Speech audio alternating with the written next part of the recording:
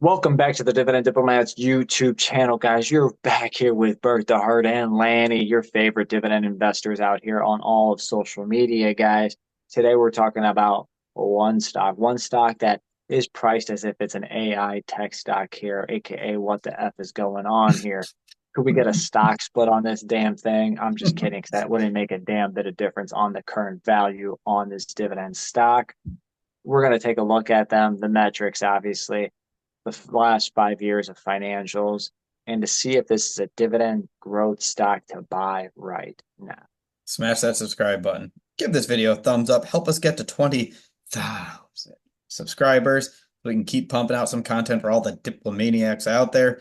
Lanny, I hope you know that was my first thought when I looked at the stock price. I'm like, there's got to be a stock split coming for this company because it is getting up there. It's getting close to that four-digit club for this stock price here. It's absolutely wild.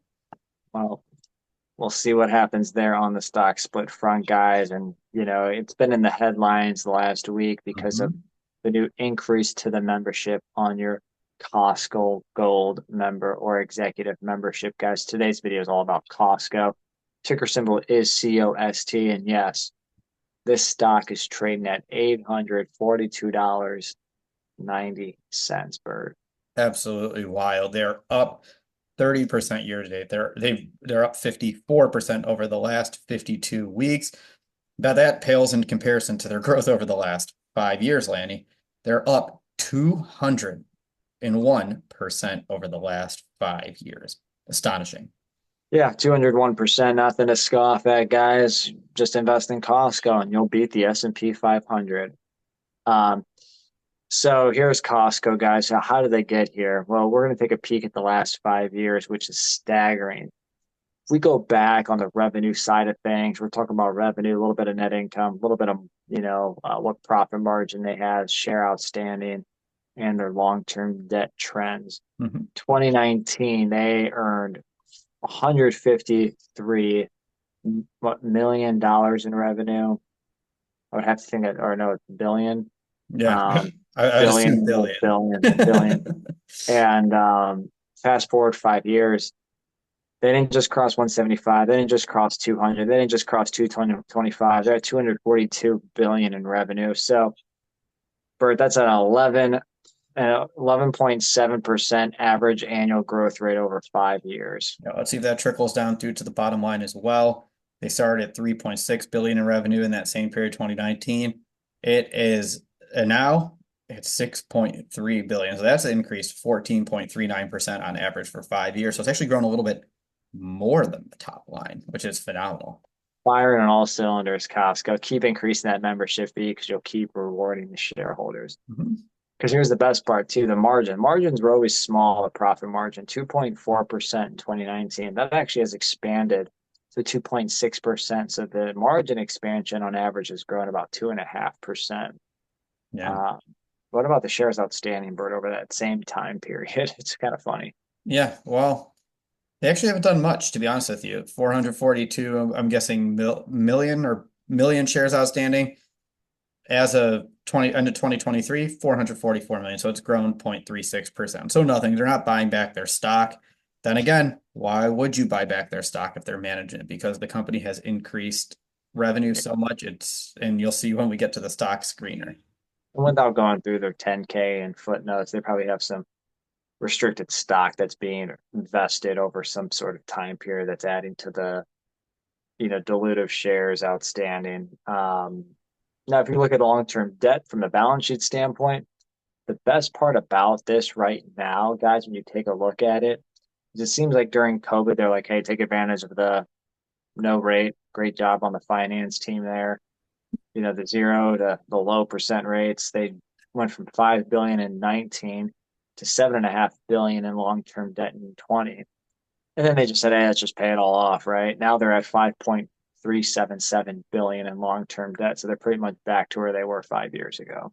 Yeah, so the financials are fantastic. Revenue's growing, net income's growing, margin continues to remain in line with where it is. I mean, Why is that stock up 200%? well, I could tell you why, Lanny, because we've talked. Yeah, why? Also, I mean, because I'll shop there. We'll go there once every few months and load up on a bunch of stuff. And let me tell you, parking lot's always filled. People are always there. They are wheeling out $500 carts, $1,000 carts in the meantime. It's wild how much people shop at Costco for a deal in some areas, a perceived deal in another, where they do a fantastic job of making you feel like you need to buy something, whether it is a good value or it's not. And the people that do shop there, Lanny, are incredibly brand loyal to the point where they just look at Costco. It's built into their head. This has to be a good deal because it's Costco.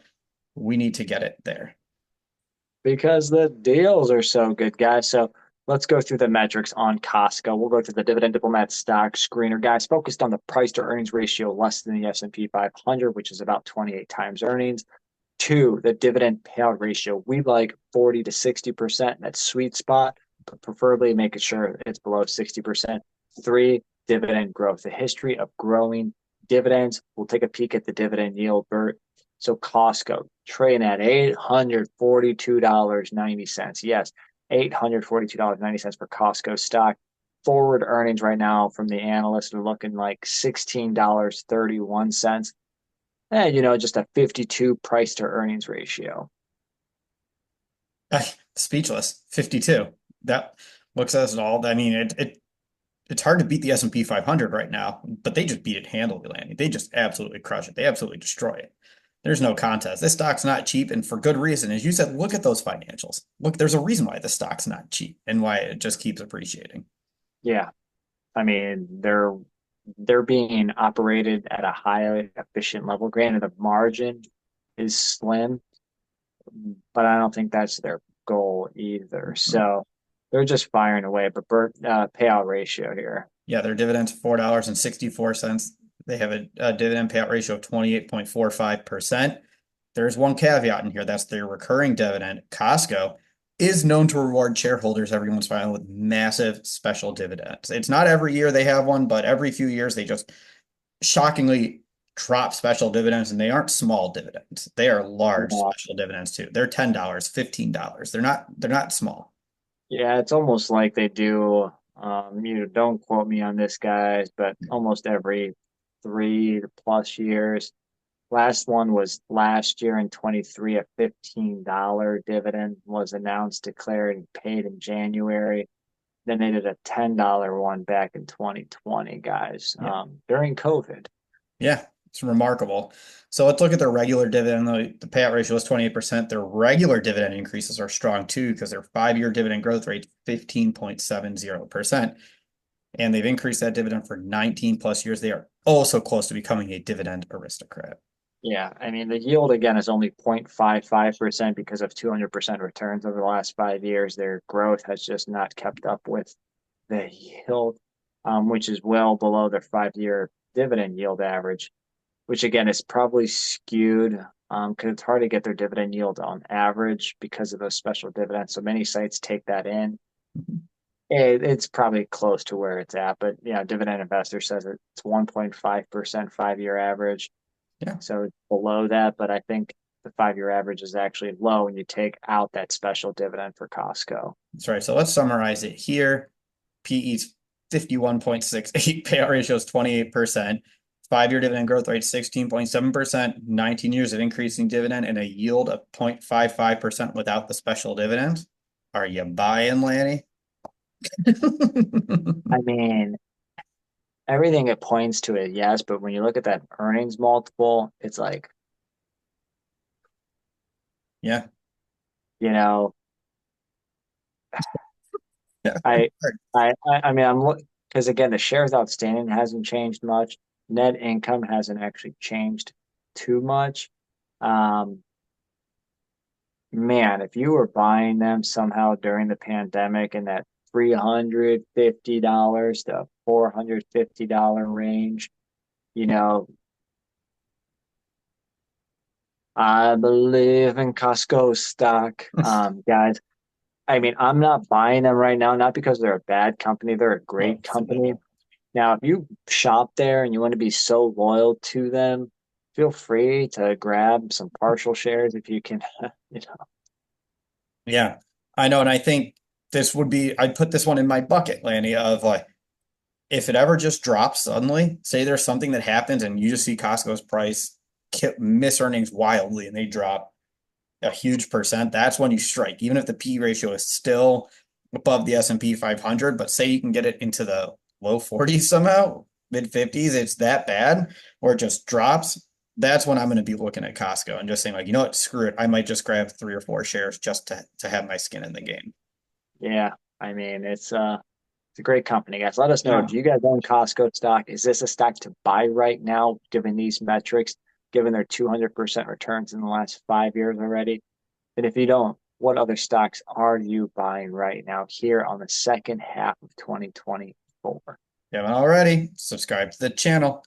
Give this video a thumbs up. What do we need to tell the diplomaniacs out there, Lanny?